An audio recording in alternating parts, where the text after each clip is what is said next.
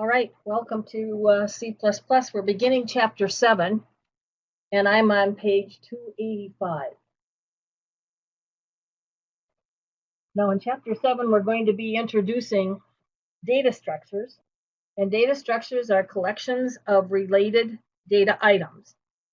We introduce arrays, which are fixed size collections consisting of data items of the same type.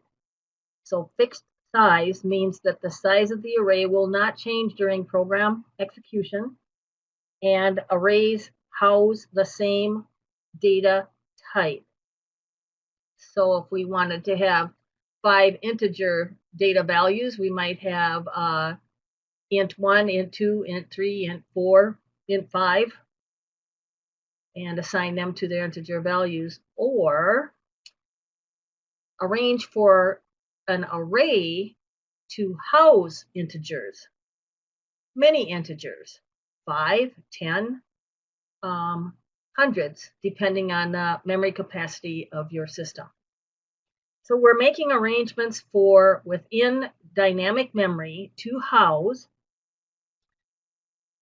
the same data type under a simple naming scheme.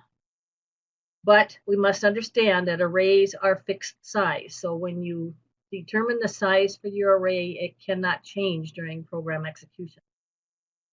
Another data structure is vectors, which are collections also of the same data type, but they can grow and shrink in size dynamically during program execution. Vectors, they're collections also of the same data type, so everything referenced within a vector would be of the same data type, but your vector can grow. We can add more of the assigned data type values to the vector, or we could decrease the size of the vector dynamically, and that means managing it within program execution.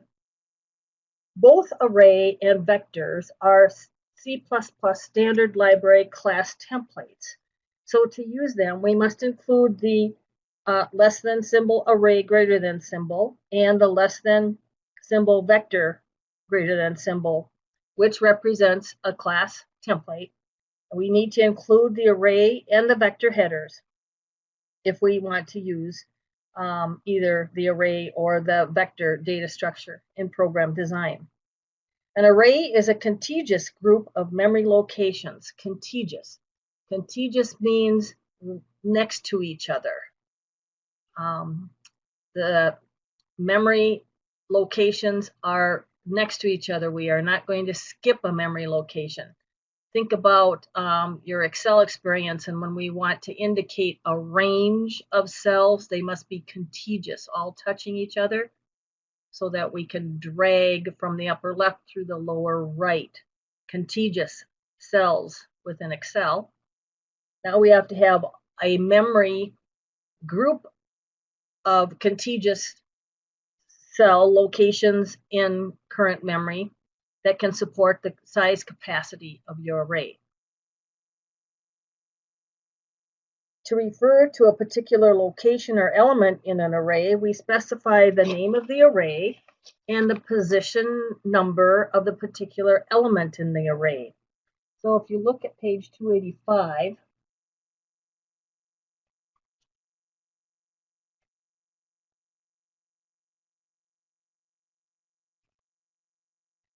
schematically we're drawing and referencing our new labeling and terminology referencing an array. So we give the array a name. In this case, its name is C. It has a known number of compartments or elements.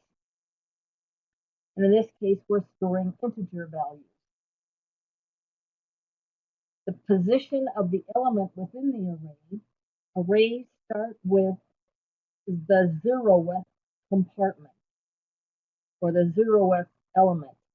And we describe that as C with the angle brackets 0, C subscript 0, and C subscript 0 is storing a value of -45. C subscript 1 is storing a value of 6. C subscript 2 is storing a value of 0, and so on, until we get to C subscript 11. C sub 11 is storing a value of 78. Now notice that we have 12 compartments. 0, 1, 2, 3, 4, 5, 6, 7, 8, 9, 10, 11, 12 compartments. Now this is all often known as an off by 0 error. So let's read together our common programming error that is attached with the implementation of arrays. Note the difference between the 7th element of array and array element 7. Subscripts begin at 0, so the 7th element of the array has the subscript 6, while array element 7 has the subscript 7 and is actually the 8th element of the array. This distinction is a frequent source of off by 1 errors. To avoid such errors, we refer to each specific array element explicitly by their array name and subscript name. For example, C sub 6 or C sub 7. So if we look back at our array, C sub 6 is housing a value of 0, and C sub 7 is housing a value of 2.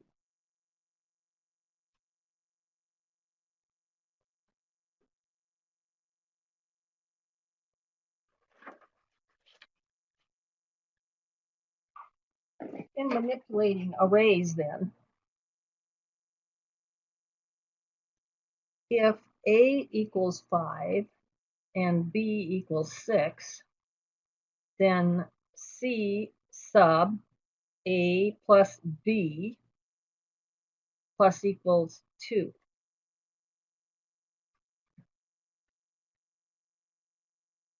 Well, we're going to solve A's value is 5 and B's value is 6.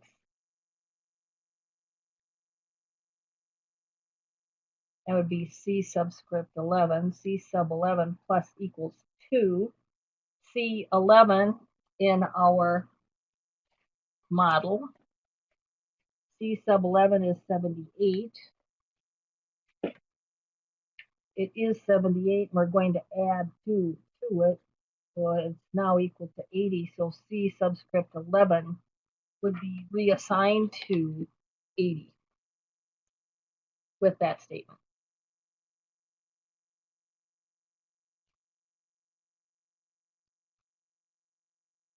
So we can use integer or an integer expression, any integral type for our subscript. But we can't use float or double. We have to use an integral type to reference the subscript. And then we can assume to use any expression that would be appropriate for that type to manipulate subscripts. So if we wanted to add values of the first 3 elements, C subscript 0 plus C subscript 1 plus C subscript 2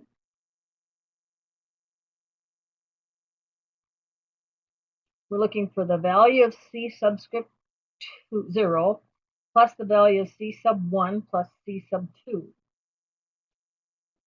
In our example, C sub 0 is a negative 45.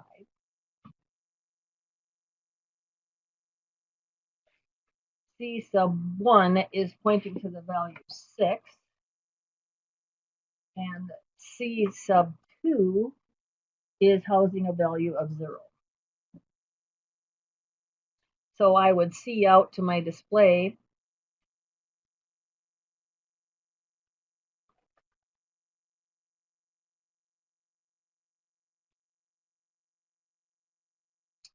the result of negative 45 plus 6 would display a negative 39 on our output display.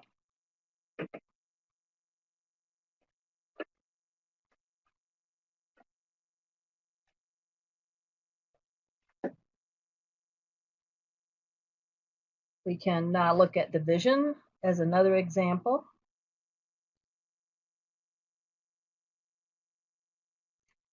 We have x equals c sub 6 divided by 2.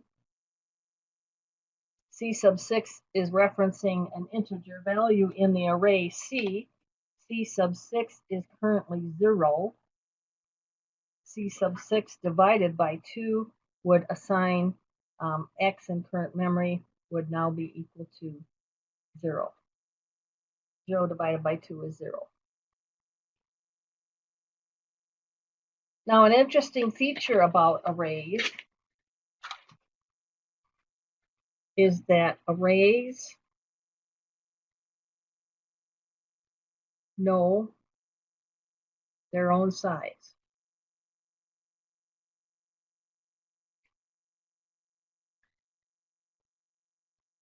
And we can determine the size of array C with C dot size.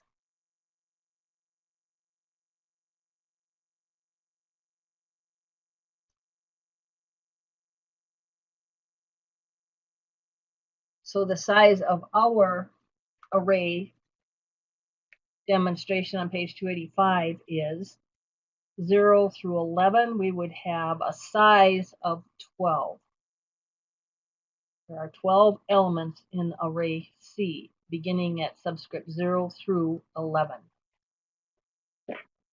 So C sub size would return 12.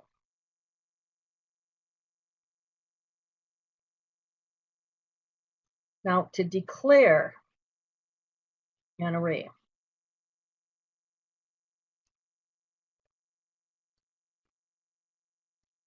use array,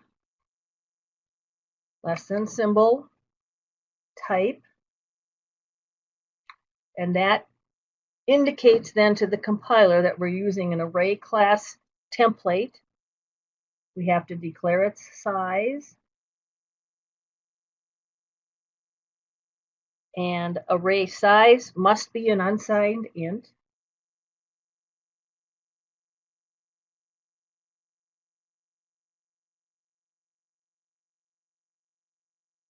We're looking at the size of the array. We wouldn't have a half of a memory cell component. Must be an unsigned int, and then declare with its array name, which you choose according to identifier rules. So the compiler will reserve the correct amount of contiguous memory space based on the data type of this array. So if we declare array of type int,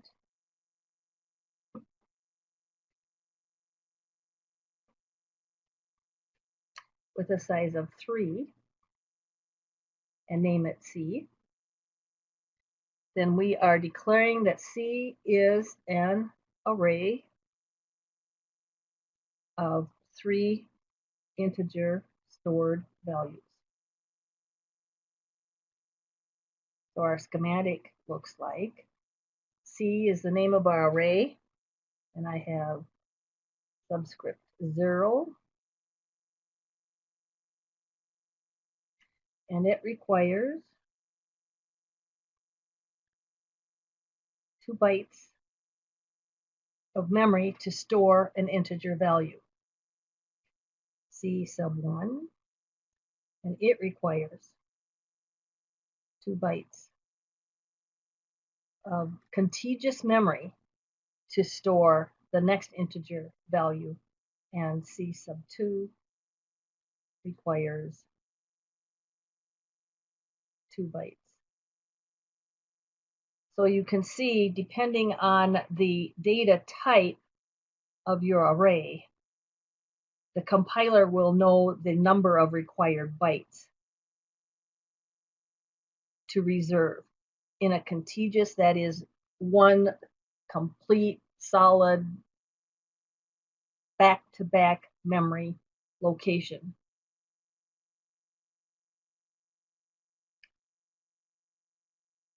So memory has to be available for you to declare an array of a data type and of its size.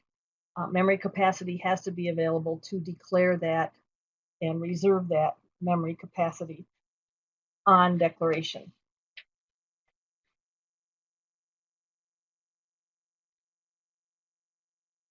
Arrays can be declared to contain most values of data types.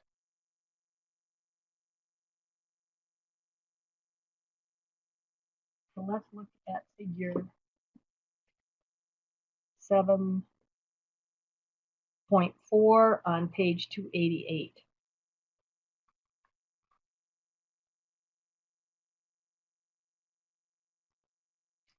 You better look at page 287 first. Figure 7.3 on page 287.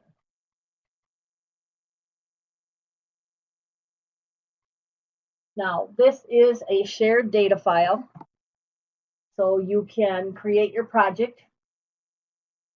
Be sure to always set your project properties.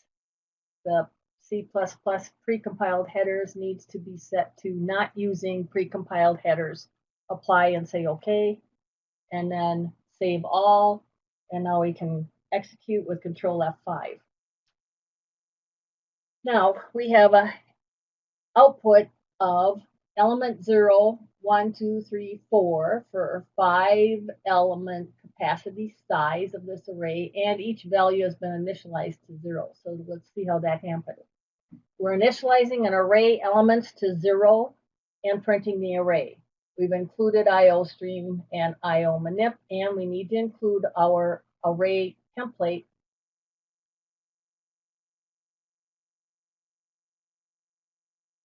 in main.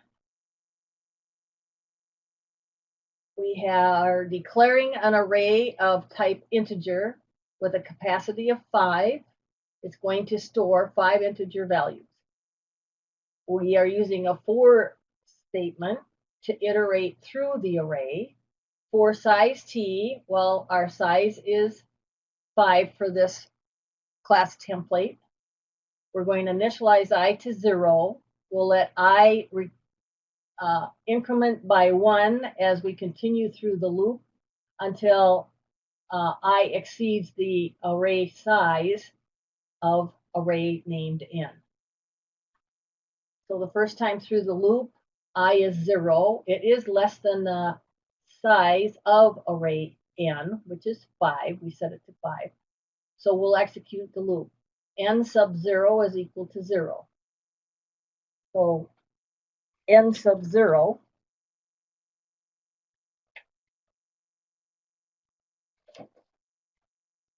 in our array is assigned 0.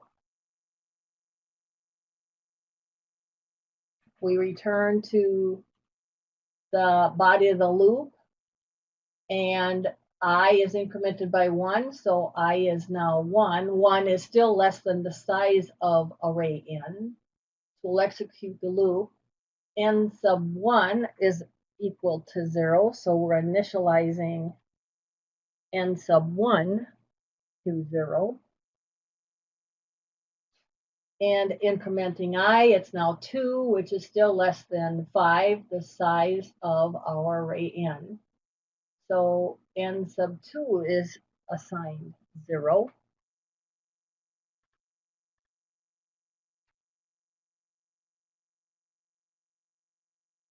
And I is incremented to 3. 3 is still less than the size 5 for n dot size. So we'll execute again. N sub 3 is initialized to 0. And I increments to 4. 4 is still less than the size of n, which is 5. So we'll execute again. N sub 4 is initialized to 0. I is incremented to 5, but 5 is not less than n dot size. The size of our array n was declared to be 5, and 5 is not less than n dot n, so we stop execution of the for loop and continue with the next statement. And the next statement prints our headers for our output report. And then we come upon another for size t for this class size. J is initialized to 0, while j is less than the size of this array n, which is 5. We'll iterate through the loop, and we're going to print j's value, which is 1. And we're going to print n sub j's value, which is 0. We'll print n sub 0, and n sub 0's value is 0. J is incremented to 1. We'll print 1, and n sub 1's value, which is 0, and increment, and j sub 2, it's initialized to 0, j sub 3, and its initialized value of 0, and j sub 4, and its initialized value of 0, and then j is 5, but that is not less than n dot size. The size of our array was declared to be 5. So we exit the body of the loop. Let's see what happens when we execute.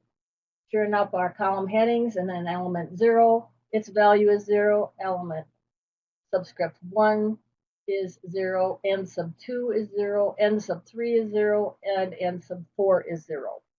So we've initialized the contents, the actual values of the array. Each element in the array was initialized to a starting value of 0. And this is a very routine way of initializing your starting elements in your array.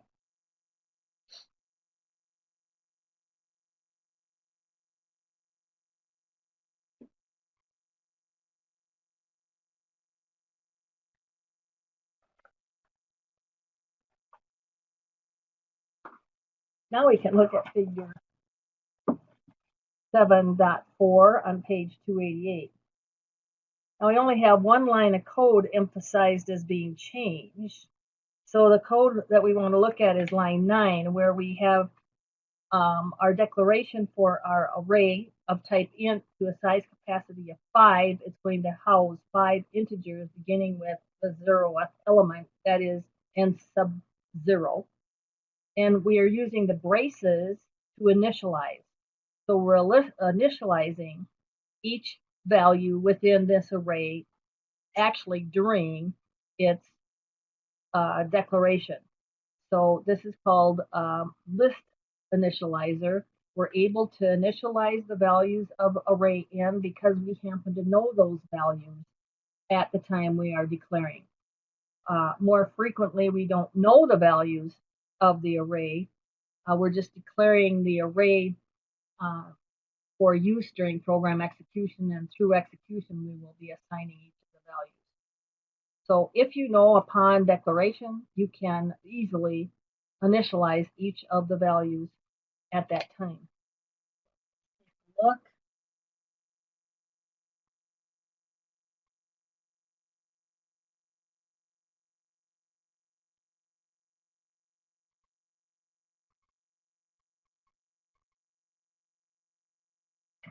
This is your program. It's a shared student file, so you can create your own project, run, and execute. And the line that we're interested in is the declaration of our array, where we have array. It's going to store integers. It's going to have a capacity to store 5 integers, remember, with the 0th cell. So we are initializing our array n sub 0 to 32, n sub 1 to 27, n sub 2 to 64, n sub 3 to 18, and n sub 4 to 95. Executing the element 0, that's n sub 0 is 32, n sub 1 is 27, n sub 2 is 64, n sub 3 is 18, and n sub 4 is 95. And again, we use our for iteration loop to iterate through the array element by element with the use of our subscripts, allowing our subscripts to increment from 0 to 5.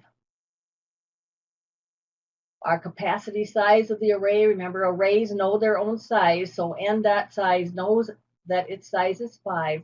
When I is 4, we execute and print 4 and n sub 4's value.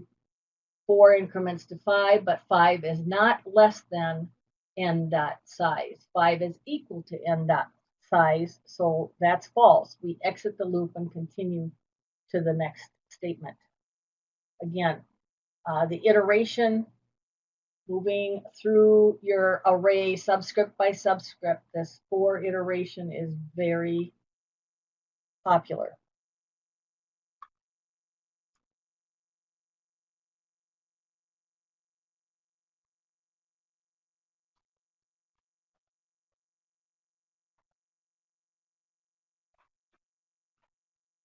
Then looking at figure 7-5 on page 289. The code that we want to address as different is line 10, constant size t, array size 5.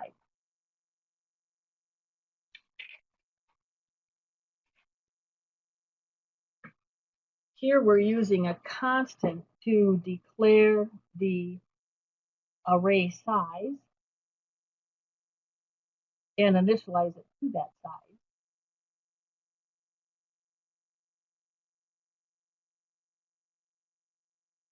And we're iterating through the array subscript by subscript with our 4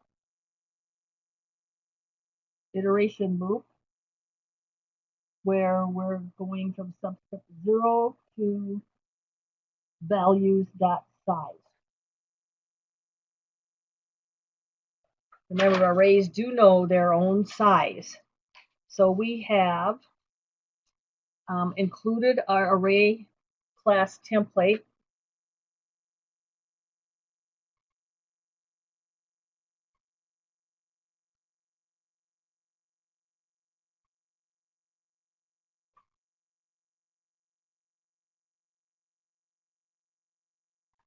In line 5. And then we are declaring using the constant size t, array size of, and we're initializing our value to 5. So we've now made arrangements to use an array of the size that's going to be declared for this particular array. Its array size is constant value set to 5. So then we declare array is going to be housing integers. Its size is 5, already initialized. And values is the name of our array. So it looks like values as the name of our array. We have value sub 0, value sub 1, value sub 2, value sub 3, and value sub 4. For 1, 2, 3, 4, 5 as a capacity size. For size of this class template, we're going to initialize I equal to 0, while I is less than values, which is our array size, and values knows its own size is 5.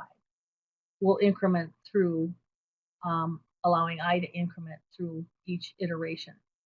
So value sub 0 is equal to 2 times I plus 2.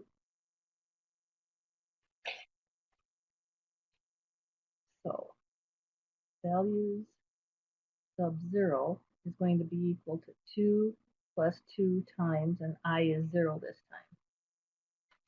So that'd be 0 plus 2 would be 2. So value sub 0 is equal to 2. That's the end of the body of my loop. I increments by 1, and I is now equal to 1. So values sub 1 is equal to 2 plus 2 times 1. 2 times 1 is 2, plus 2 would be 4. So value sub 1 is initialized to 4.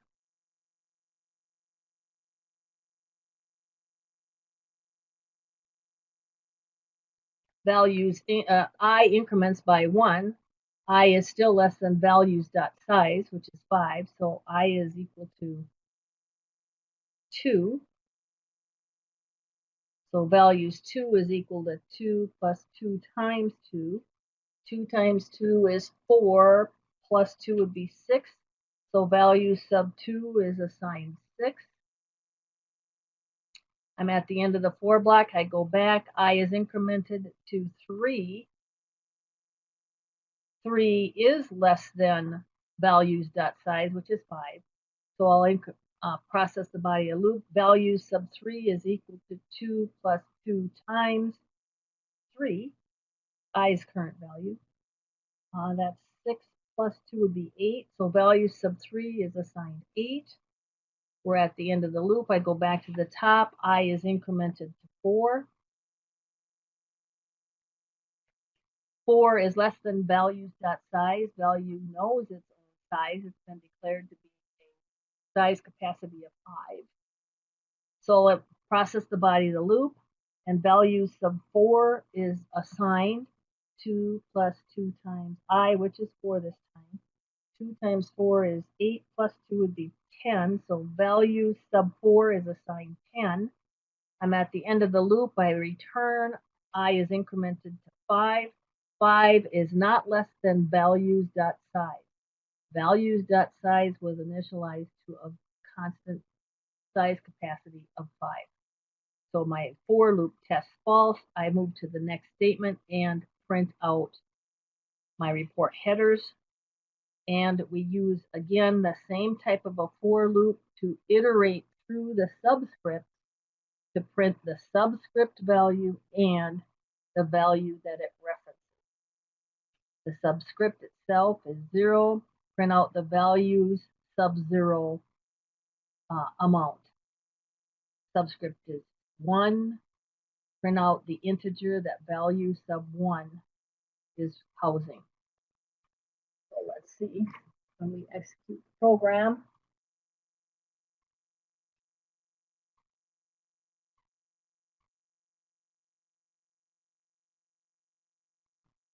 And again, these are student shared data files, so you can generate your own projects and double check the process and execution and experiment with your signing, values, statements, and so on. So we're ready to execute, and sure enough, value sub 0 is 2, value sub 1 is 4, value sub 2 is 6, value sub 3 is 8, and value sub 4 is 10.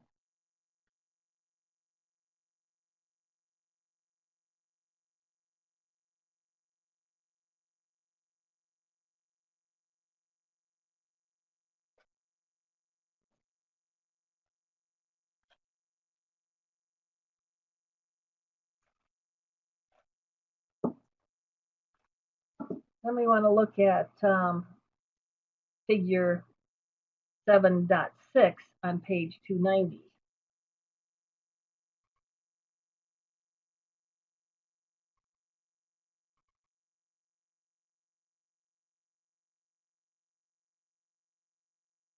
So looking at your syntax on page 290 and 291, we've included our array template and the headers that are required for this program. Within main, we have a constant size for our array set to 4. Our declaration declares that this array will be of type int, and its array size is going to be initialized with the initialization statement in line 9, along with the appended to or added to the declaration.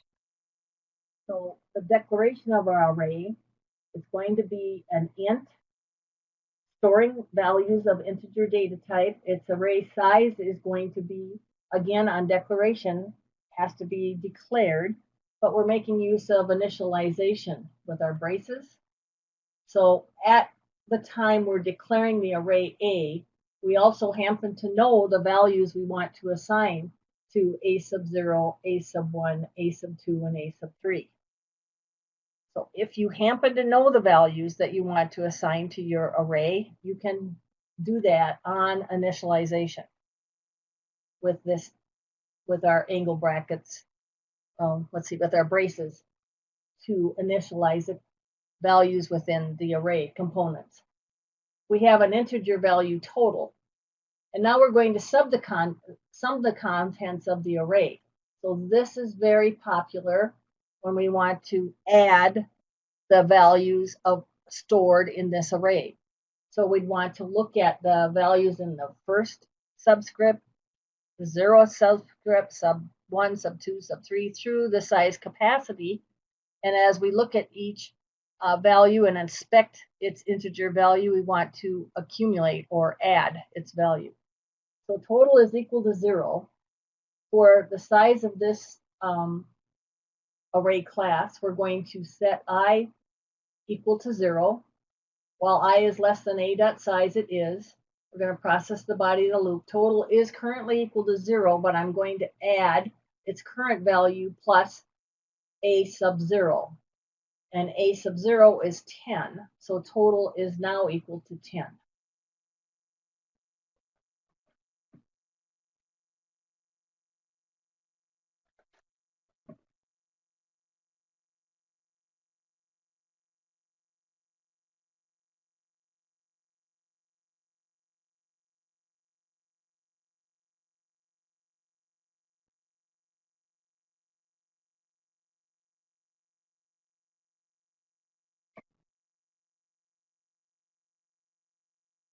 I'm at the end of the 4 block. Back to the top of the 4 and I increments by 1 to 1. Processing the body of the loop, total is equal to total plus a sub 1's value. And a sub 1's value is 20. So 10 plus 20 would be 30. I'm at the bottom of the loop. For the top, I is incremented by 1 to 2. Total is equal to its current value plus a sub 2's value. This is a 0, 1, 2. 2, a sub 2 is equal to 30. 30 plus 30 is 60. I'm at the bottom of the loop. I increments by 1 to 3. 3 is less than the capacity of A. A was initialized to a size of 5. So I'll process the body of the loop. Total is equal to its value plus a sub 3, which is 40. So total is reassigned to 100. I'm at the bottom of the loop. So I'm going to return to the top of the loop. I is now incremented to 4, which is not less than a dot size. So I'll continue with the statement following the for loop, and I'm going to output a total for my report, total of array elements. I'm going to output total's value, which is 100. Let's run our program. Total of array elements, colon space, is the integer value stored in total.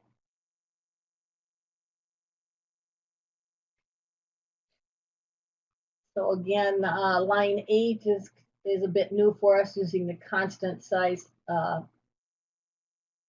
class size, template size T. Array size we're initializing to a value of 4. Again, iterating through a loop to sum the current values stored within the array. Very common piece of code execution when we're manipulating arrays.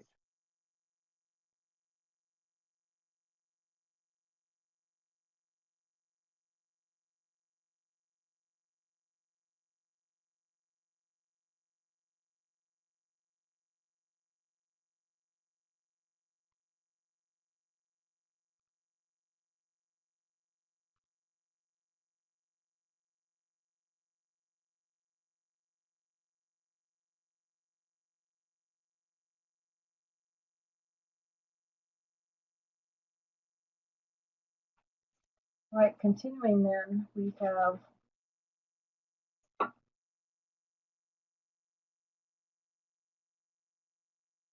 the use of arrays to create a bar chart.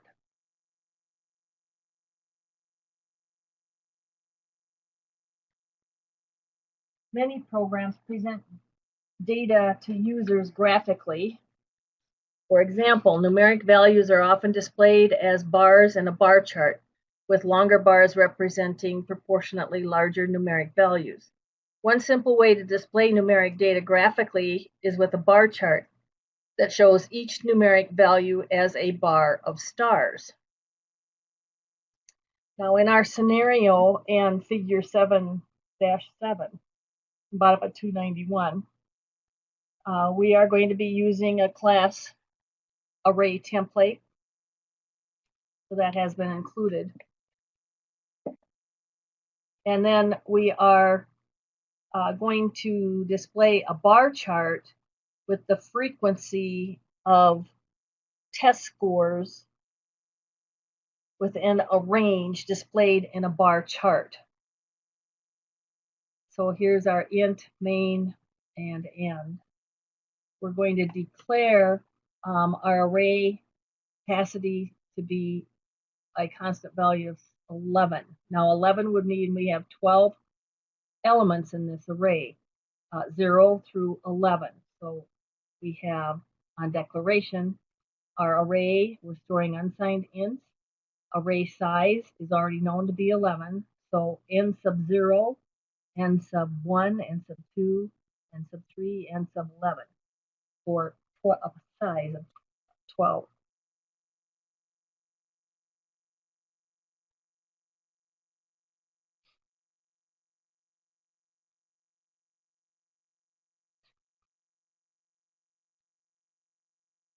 I'm sorry, it's assigned to a capacity of 11, so that's 0 through 11. 0 through 10. 0 with cell, n sub 0, sub 1, sub 2, sub 3, sub 4, sub 5, sub 6, sub 7, sub 8, sub 9, and sub 10. 0 through 10 gives us 11 stored unsigned ints in our array by the name of n. We're going to look at a bar chart that demonstrates the grade distribution. And what we've done for an algorithm, the instructors graded the papers and suppose that the grades are 87, 68, 94, 100, 83, 78, 85, 91, 76, and 87. And we also have a grade of 100. Well, if we look at this, we have 2 grades in the 90s, 4 grades in the 80s, 2 grades in the 70s, 1 grade in the 60s, no grades below 60. So we want to arrange for the count of the grades within the range 0 to 9, 10 to 19, 20 to 29, and so on, and allow that frequency within that range to be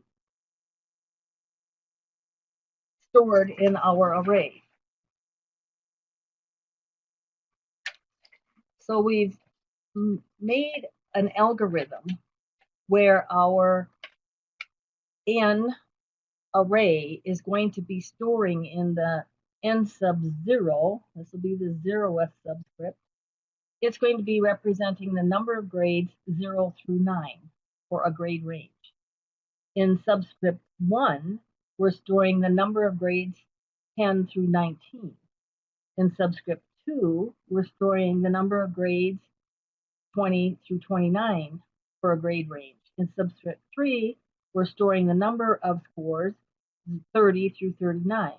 In subscript 4, we're storing the number of grades received 40 to 49. In subscript 5, we're looking at the score range 50 to 59. Subscript 6, the score ranges where someone received a score of 60 to 69, and there was one person that received a score in that range. Subscript 7 is storing the number of grades received in the range 70 to 79. Subscript 8 is storing the number of grades received in the range 80 to 89. Subscript 9 is storing the number of grades in the range 90 to 99. And subscript 10 is storing the number of grades at a score of 100. So now we're going to make use of our array n in code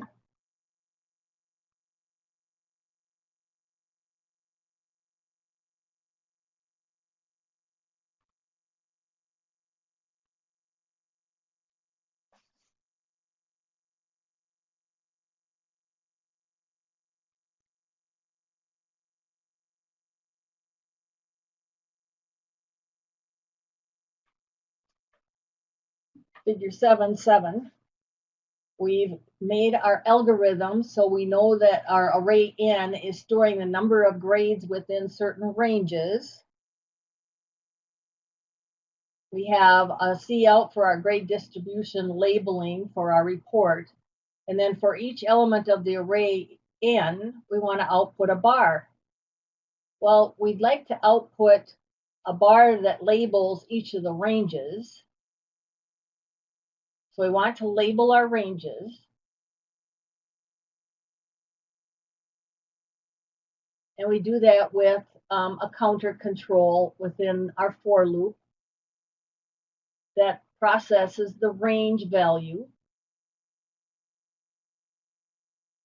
Otherwise, when we're done with that, we're going to include an asterisk representing the number of scores, 1, 2, 3, 4, within each range. So let's see what happens. Okay, the grade distribution. For 0 through 9, there were no scores. 10 through 19, there were no scores. 20 through 29, there were no scores. But 60 through 69, there was one score. So we place 1 star. 70 through 79, there were 2, so we're going to place 2 stars. 80 through 89, there were 4. 1, 2, 3, 4 represent the frequency within that score range. 90, there were 2, so we print 2 stars, and 100, there was 1.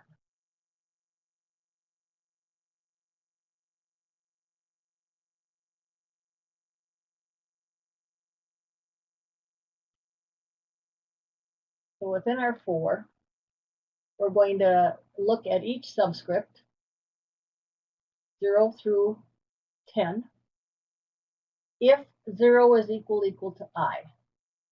Well, it is the first time, so we output 0 through 9. Then the else portions are false, so we'll skip to for unsigned int stars. Stars is equal to 0. While stars is less than n sub 0, we're going to increment. Well, n sub I right now, I is still 0. So n sub 0, stars is equal to 0, so we're not going to print any stars. Well, there were no scores within the 0 to 9 range. We print a new line. Now that's important because all of this is on one line. Your range and the number of bar stars should be on one line. And now we're getting ready to exit this test for this body of the loop. We're going to print a new line and then go back to the top of the loop. And I increments by 1. If 1 is less than n dot size, it is. Output, if 0 is equal to I, it's not. Else if 10 is equal to I, it is not. Then else if I times 10, well, 1 times 10 is 10, hyphen, I times 10 would be 10 plus 9 would be 19. So we're printing from 10 to 19, colon. We're done with our if test. We continue within the I for loop, and we have a for unsigned int stars as an inner loop. Stars is initialized to 0. Stars is it less than n sub I, n sub i's value is 0. N sub 1 is 0. So it's not, so we'll return, and we're done with the for loop and print a new line. N sub 1, there were no scores within that range 10 to 19. Let's check 100. We know there was one score of 100. So our subscript value is 10. So is 10 less than or equal to n dot size? Yes. If 0 is equal to 10, no. If 10 is equal to 10, yes. Then we're going to output our 100 range. We're done with the if. For unsigned int, stars is assigned 0. Is stars less than n sub I? N sub 10 is 1. So yes, stars is less than 1. So we're going to output 1 star. Stars increments to 1. Is stars less than or equal to, is stars less than n sub I? N sub I is 1. No, they're equal, so that's false. We return for a new line and we're done. Let's check again. Sure enough, our first few tests, there were no scores within the 0 to 9 range, no scores within the 0 to 10 to 19 range, so no stars printed out. However, when we checked for the n sub 10 value was 1. There was 1 score within the range of 100. And as we executed our inner loop for stars, we did print 1 star representing 1 score was received at 100.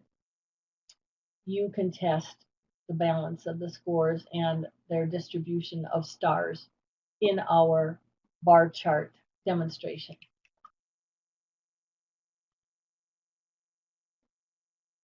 All right, very important introductions to declaring, initializing, assigning, manipulating subscripts,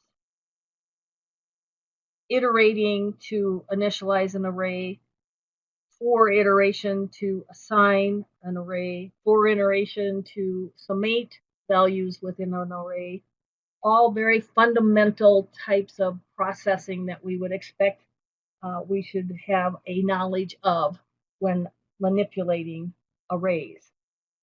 So as always, return to D2L, where all of your assignments are discussed in detail and due dates are made known. All right, thank you very much.